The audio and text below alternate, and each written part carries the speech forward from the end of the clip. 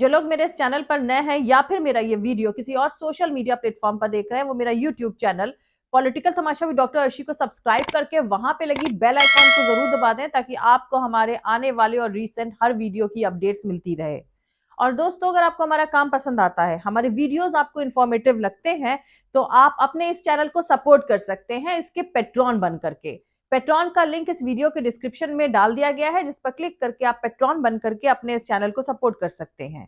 एक और तरीके से आप अपने इस चैनल को सपोर्ट कर सकते हैं, वो है इसकी मेंबरशिप लेकर के। मेंबरशिप का लिंक भी मैं इसी वीडियो के डिस्क्रिप्शन में डाल रही हूं, जिस पर क्लिक करके आप मेंबर बन करके अपने इस चैनल को सपोर्ट कर सकते हैं। तो चलिए आज के सियासी तमाशे के सफर को फिर से शुरू करते हैं।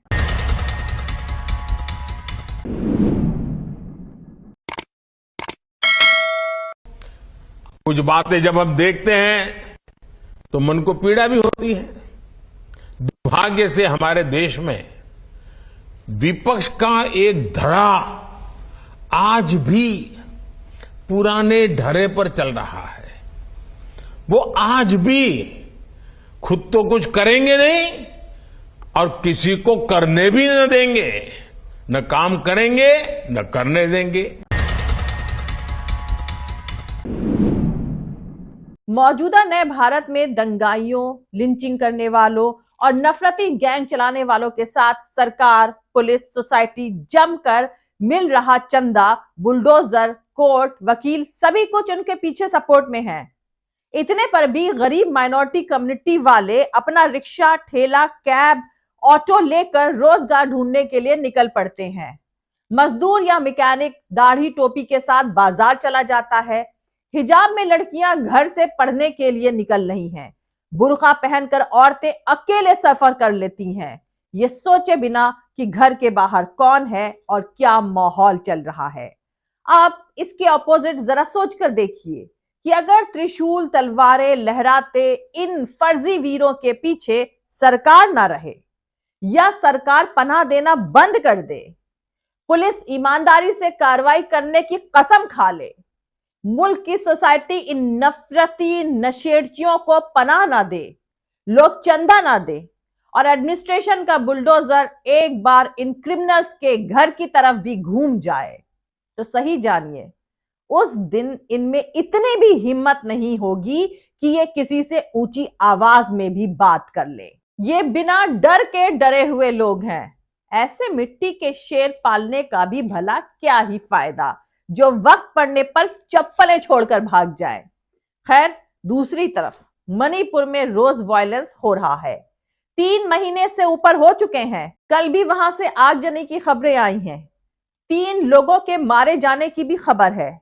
लेकिन इस नोएडा में बैठे टॉमी मीडिया चैनल वालों को दिन रात सिर्फ और सिर्फ मेवात की खबर ही दिखानी है, क्योंकि आका के वोटरों को खुश रखा जा सके।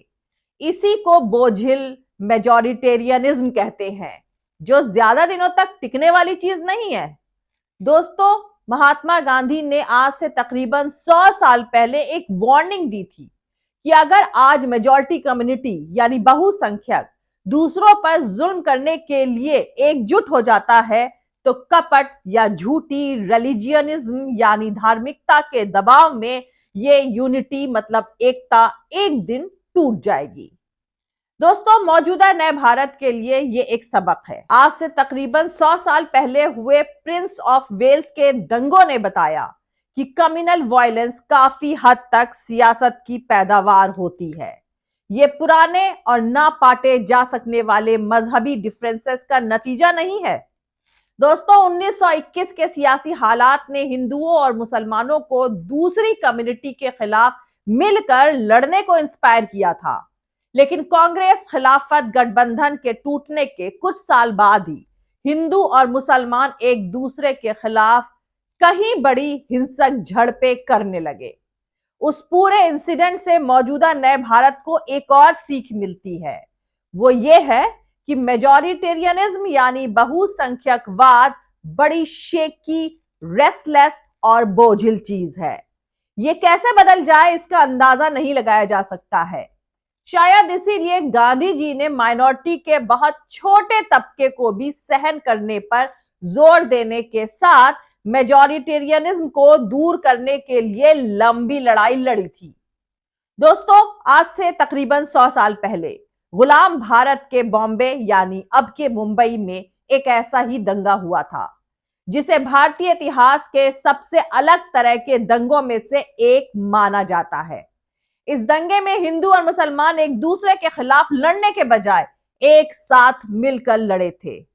वही हिंदू मुसलमानों के खिलाफ दूसरी कम्युनिटी के ग्रुप खड़े थे। दोस्तों, बॉम्बे का ये दंगा नवंबर 1921 में हुआ था। प्रिंस ऑफ वेल्स दंगों के नाम से जाने जाने वाले इस दंगे को वैसे तो अब भुला ही दिया गया है, पर आज मौजूदा नया भारत जैसा बटा हुआ है, ऐसे वक्त में रिलीजियस इंटॉलरेंस और मेजिटोरियनिज्म यानी बहुसंख्यकवाद को लेकर यह दंगा नए भारत को कई अहम सबक देता है।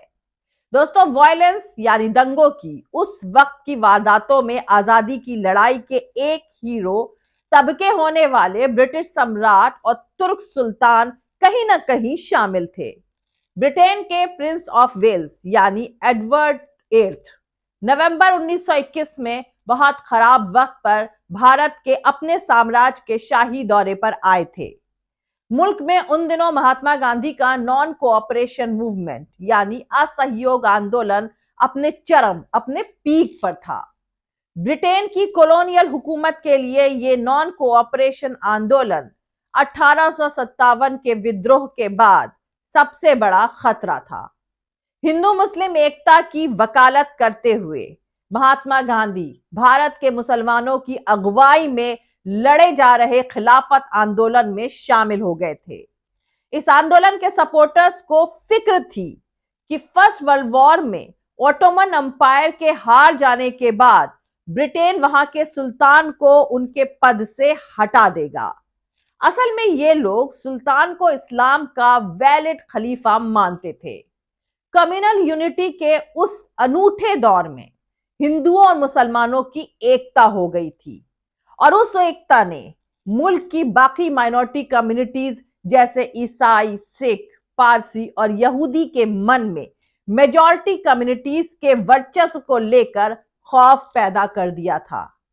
हालांकि तब महात्मा गांधी ने कहा था कि बाकी माइनॉरिटी कम्युनिटी को इससे डरने की कोई जरूरत नहीं है। उन्होंने ऐलान किया था कि हिंदू मुस्लिम समझौते का मतलब यह नहीं है कि बड़ी कम्युनिटी छोटी कम्युनिटीज पर हावी हो जाएंगी।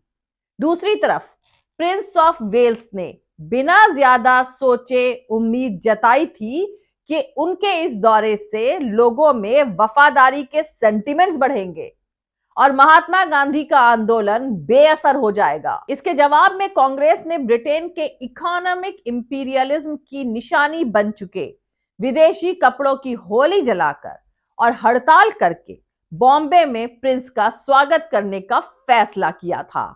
लेकिन 17 नवंबर 1921 की सुबह बॉम्बे के रहने वालों की एक बड़ी तादाद ने इस हड़ताल का विरोध करते हुए जहाज से उतर रहे प्रिंस के वेलकम प्रोग्राम में हिस्सा लिया था।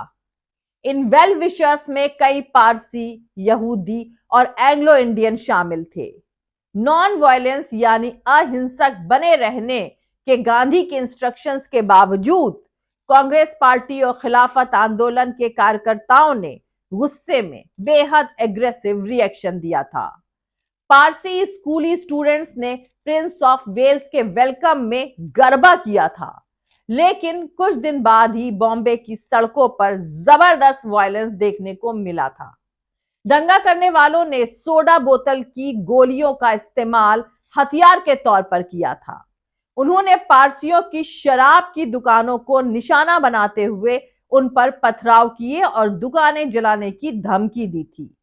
इससे पहले महात्मा गांधी ने नॉन कोऑपरेशन मूवमेंट में शराब बंदी को भी शामिल करने की बहुत कोशिश करी थी। उन्होंने शराब के कारोबार पर असर रखने वाले पारसी कम्युनिटी से रिक्वेस्ट भी किया था कि अपनी मर्जी से वो शराब की दुकानें बंद कर दे।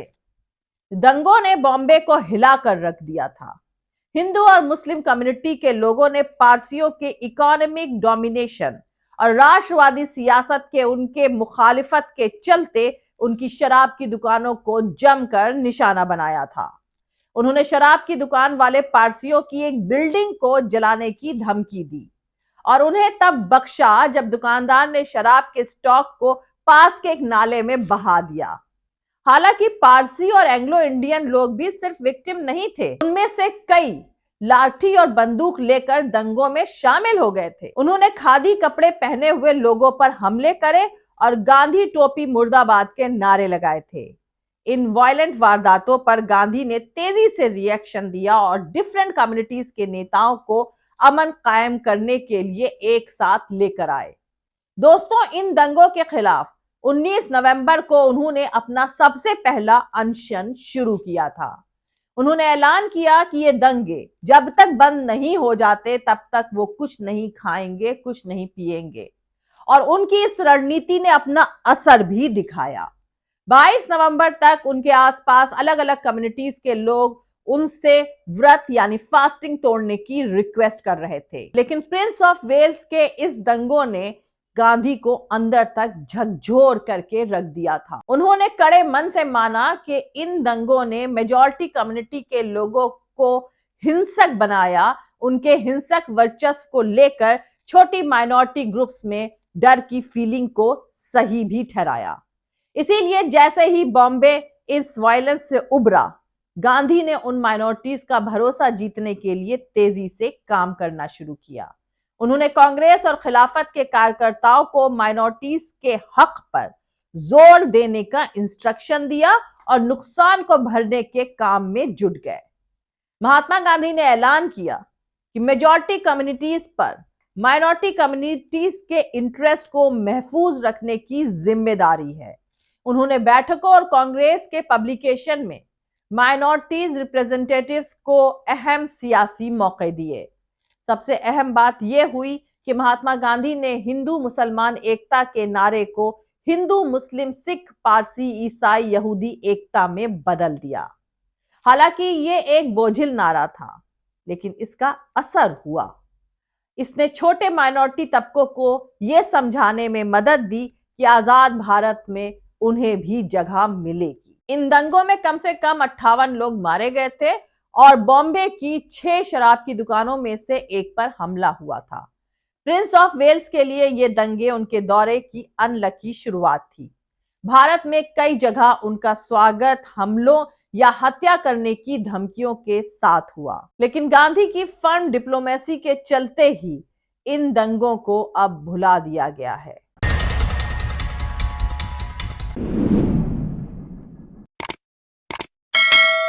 मिलते हैं अगले वीडियो में किसी दूसरे नए सियासी तमाशे के साथ। जय हिंद, सत्यमेव जयते, अल्लाह हाफिज। दोस्तों, हमारा पूरा वीडियो और दूसरे और वीडियोस देखने के लिए हमारा YouTube channel political Tamasha with doctor Arshi को सब्सक्राइब करके वहां पे लगी बेल आइकॉन को जरूर दबा दें, ताकि आपको हमारे आने वाले और रिसेंट हर वीडियो की अपडेट्स टाइम पर मिलती रहे। और दोस्तों, अगर आपको हमारा काम पसंद आता है, आपको हमारे वीडियोस इंफॉर्मेटिव लगते हैं, तो आप अपने इस चैनल को सपोर्ट कर सकते हैं इसके पैट्रॉन बन करके। और पैट्रॉन का लिंक इस वीडियो के डिस्क्रिप्शन में डाल दिया गया है, जिस पर क्लिक करके आप पैट्रॉन बन सकते हैं। और एक और तरीके से आप अपने इस चैनल को सपोर्ट कर सकते हैं, वो है इसकी मेंबरशिप लेकर के। और मेंबरशिप का लिंक भी मैं इसी वीडियो के डिस्क्रिप्शन में डाल रही हूँ, जिस पर क्लिक करके आप मेंबर बन करके अपने इस चैनल को सपोर्ट कर सकते हैं। और आप हमें फॉलो भी कर सकते हैं हमारे ट्विटर, इंस्टाग्राम और फेसबुक पेज पर। मेरा ट्विटर हैंडल है @arshi aziz khan। Thank you. मिलते हैं अगले वीडियो में।